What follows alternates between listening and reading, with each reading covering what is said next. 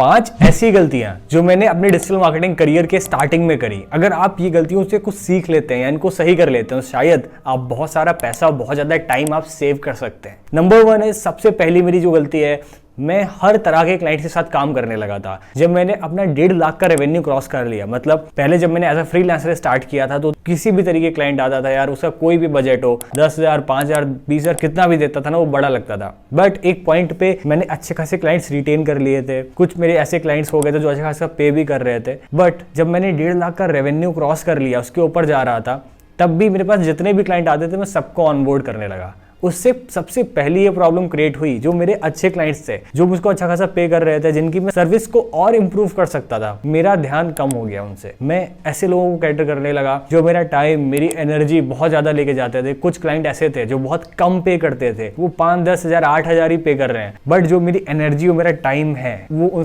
उन पर जाने लगा। मैं एक पॉइंट पे ये चीज भूल गया था और इस चीज को नहीं रियलाइज कर पा रहा था कि मेरा एक लिमिटेड टाइम है, लिमिटेड एनर्जी है, क्योंकि उस टाइम मेरे पास ज्यादा टीम भी नहीं थी, कुछ ही लोग थे और मैं वो सब क्लाइंट्स पर नहीं दे सकता हूँ। उससे मुझको कुछ लॉसेस हुए, जैसे कि मेरे कुछ क्लाइंट्स जो अच्छे थे, जिनकी सर्विसेज को हम और अच्छा कर सकते थे, वो नहीं हो पाया और वो हमें छोड़ कर गए। और भी हमारा जो थोड़ा वर्क पोर्टफोलियो था और बेटर बन सकता था, वो चीज़ नहीं हुई। तो मैंने उसको जैसे 1-2 क्लाइंट्स के साथ ये ना होना स्टार्ट हुआ, मैं उसको उसी पॉइंट पर समझ गया और तुरंत ही मैंने कुछ ऐसे जो क्लाइंट्स थे जो बहुत ज़्यादा टाइम और एनर्जी लेके जा रहे थे, मैंने उनको काम मना कर दिया करने से। जो ऐसे क्लाइंट आ रहे थे, मुझको लगता था कि इसमें उतना पोटेंशियल नहीं है, तो फिर मैं फिल्टर करके क्लाइंट्स लेने लगा, ताकि हम क्वालिटी ऑफ सर्विस दे रहे हैं वो अच्छी रहे, इंप्रूव होती जाए, ना कि वो खराब हो। सो नंबर 1 इज, जो मेरी गलती थी, ये गलती थी कि मैंने हर तरह के क्लाइंट्स के साथ काम करता रहा, चाहे मेरा रेवेन्यू 1 लाख का था, 1.5 लाख का था, 2 लाख का भी हो गया था। एक पॉइंट पर जब आप क्लाइंट्स रिटेन कर लो, आपका एक अच्छा क्लाइंट बेस बन जाए, तब आपको एक फिल्टर करके क्लाइंट्स लेने हैं जो आपके अच्छे क्लाइंट्स बन चुके हैं, उनकी सर्विसेज खराब ना हो और आप नए अच्छे क्लाइंट्स ले पाओ और आपका बहुत ज्यादा टाइम, एनर्जी ऐसे लोग ना ले जाएं जो उस टाइम की सही वैल्यू नहीं दे रहे। सेकेंड 1 इज, मैं कुछ ऐसे क्लाइंट्स के साथ रिलेशन बिल्ड करने लगा। मुझको लगा यार रिलेशन बिल्डिंग से तो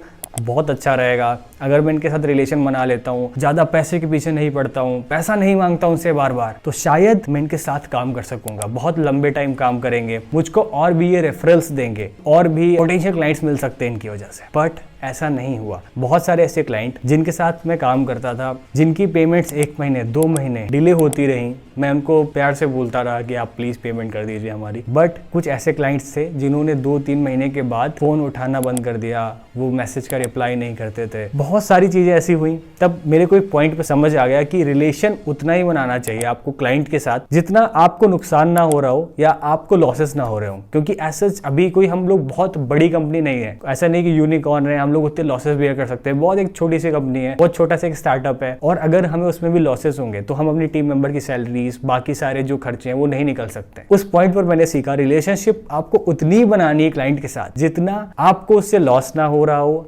आपको प्रॉब्लम नहीं क्रिएट हो रही। मेरी एक मेंटल पीस चली जाती थी, तो उस पीरियड पर आकर मुझको बहुत ज्यादा प्रॉब्लम होने लगी, बहुत ज्यादा सारी मुझको दिक्कतें क्रिएट होने लगी। नंबर 3 इज अपने क्लाइंटों को बहुत ज्यादा वक्त देना। मैं अपने कुछ क्लाइंट्स को इतना ज्यादा टाइम देने लगा था, मैं ये भूल जाता था कई बार कि मुझको क्लाइंट्स को पूरा 100% अपना एफर्ट दे देना है, चाहे वो जितना भी वैल्यू दे रहा हो। दूसरे क्लाइंट का काम खराब हो रहा हो, नहीं सही से हो रहा है, बट इस क्लाइंट का अगर काम करना है तो पूरा करके ही छोड़ेंगे। कुछ क्लाइंट्स पर मैं इतना ज्यादा ध्यान देने लगा था, मतलब ऐसा नहीं था कि सर ये ज्यादा अमाउंट दे रहे हैं इसीलिए दे रहे हैं, क्योंकि उसका अगर काम खराब चल रहा है तो मैं सोचता था कि उसका काम मैं पूरा सही कर दूं, सब कुछ सही कर दूं, फिर मैं दूसरे क्लाइंट का काम करूं। मैं काम को मैं मैनेज नहीं कर पा रहा था। मैं कुछ क्लाइंट से बहुत ज्यादा टाइम दे रहा था, कुछ पर बहुत कम ध्यान दे पा रहा था। वो रीजन इसलिए हो रहा था क्योंकि मेरा जो टाइम था वो कुछ क्लाइंट्स में ही निकल जा रहा था, काम करने में, उनके काम को सही करने में, उनसे बातें करने में। क्योंकि जब हम काम स्टार्ट करते हैं, बिजनेस स्टार्ट करते हैं, तो हमें लगता है कि क्लाइंट के साथ रिलेशनशिप बना के रखनी चाहिए। जैसे मैंने अभी पहले कवर किया ना, क्लाइंट से रिलेशनशिप बना के कुछ प्रॉब्लम्स क्रिएट होती हैं, तो ये भी उसी का एक पार्ट है। जब मैं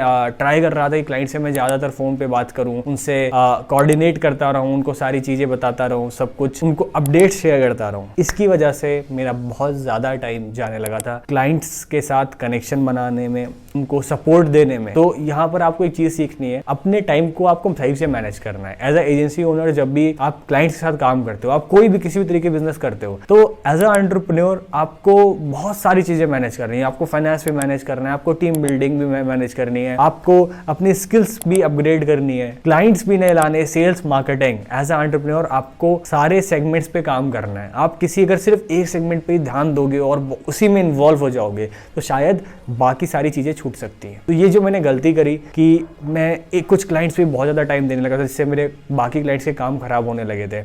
आपको ये मिस्टेक नहीं करनी। फोर्थ इज, मैं कुछ ऐसे लोगों के साथ कोलैबोरेशन कर लिया जिसको फिर बाद में मुझको बहुत दिक्कतें हुई। कुछ मैंने ऐसे कोलैबोरेशंस किए काम के लिए। मैं कुछ लोगों से ऑनलाइन मिला, इंस्टाग्राम पे मिला, कुछ लोगों से तो बहुत अच्छी दोस्ती हुई मेरी। आज के टाइम उसमें से कुछ लोग मेरे घर भी आ चुके हैं, रह भी चुके हैं। बहुत सारे लोगों के साथ अभी भी बहुत अच्छे रिलेशन बन गए हैं। एक kind of a good friend, mentor, अच्छे दोस्त के रिलेशन बन गए, जो आज के टाइम वो मेरे सिटी में आते हैं, मैं वहां पर जाता हूँ तो हम मिलते हैं, साथ में टहलते घूमते, नई नई चीजें सीखते हैं, एक्सप्लोर करते हैं। पर कुछ ऐसे भी रिलेशन बने जिससे मुझको लाइक बहुत ज्यादा परेशानी हुई। उन्होंने अलग अलग तरीके से मेरे क्लाइंट्स को बाद में अप्रोच करना चाहा, किसी ने अलग तरीके से यूज करना चाहा कि यार क्लाइंट है इसके साथ काम कर लेते हैं, फिर इसके क्लाइंट्स को बाद में अप्रोच करके उनको लाइक हम अलग से एक प्रपोजल दे देंगे। तो मैंने कुछ ऐसे कोलैबोरेशंस किए, क्योंकि स्टार्टिंग में मुझे कुछ ऐसे लोग मिल गए थे जो बहुत अच्छे थे और उन्होंने मेरी बहुत ज़्यादा हेल्प करी। मैं हर तरीके के लोगों के साथ कोलैब करने लगा। आपको क्या करना है, आप किसी भी इंटरनेट पे किसी भी बंदे से आप बात कर रहे हो, मैं लोगों को देखता हूँ वो किसी को भी अप्रोच करते हैं, किसी से भी इंस्पायर हो जाते हैं। जब तक आप उसकी लाइफ को पूरी तरीके से जान नहीं रहे हो, समझ नहीं रहे हो, इनफैक्ट चाहे मैं हूँ या कोई भी हो, आप प्लीज उससे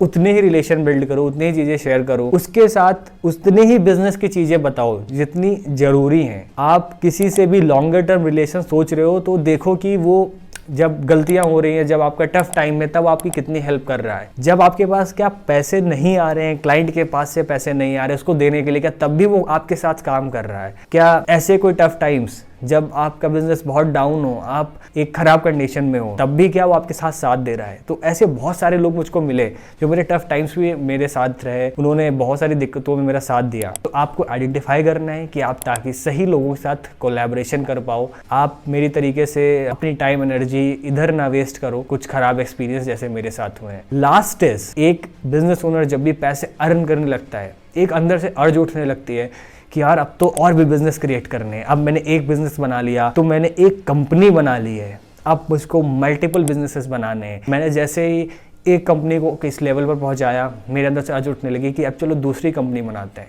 मैंने तुरंत ही नई कंपनी रजिस्टर कराई, नया करेंट अकाउंट ओपन कराया, नया ई-कॉमर्स स्टोर लॉन्च किया, ये सोच के कि अब तो एक पैरेलली एक कंपनी मैंने शुरू कर ली, अब दूसरी स्टार्ट करेंगे। उसमें मेरा बहुत ज़्यादा इन्वेस्टमेंट नहीं था, बट हाँ करेंट अकाउंट ओपन कराने में, उसको मेंटेन करने में, जीएसटी रजिस्ट्रेशन कराने में, डोमेन होस्टिंग परचेज करने में, डिजाइन तो मैंने खुद ही किया था। इन सबको कराने में एक टाइम भी जाता है मेरा, एक एनर्जी भी जाती है। अल्टीमेट उससे लॉस ही हुआ, क्योंकि पहली चीज मैं उस पर टाइम नहीं दे पा रहा था। मैं उस पर उतना टाइम नहीं दे पा रहा था जितना उसको सक्सेसफुल बनाने में देना चाहिए, या फिर मैं उस पर उतना टाइम नहीं दे रहा था जितना मैंने अपने पहले बिजनेस को दिया था उसको सक्सेसफुल बनाने में। क्योंकि अब मैं दो चीज चला रहा था और दोनों चीज को स्टार्टिंग मैनेज करना बहुत मुश्किल होता है। मैंने ये गलती करी कि मैंने तुरंत ही उसको बनाना चाहा, अब मैं टाइम नहीं दे रहा था, मेरा टाइम अटेंशन डिवाइड हो गया। अब जब वो चीज सक्सेसफुल नहीं हो रही थी, उसमें दिक्कतें आ रही थी, मेरे को रिग्रेट, अनकंफर्टेबल फील होने लगा। क्या मैं इसको नहीं बना पाऊंगा, क्या ये फेल हो जाएगा? फिर मैंने इस पॉइंट पे समझ लिया अभी मुझको एक बिजनेस पे फोकस करना चाहिए,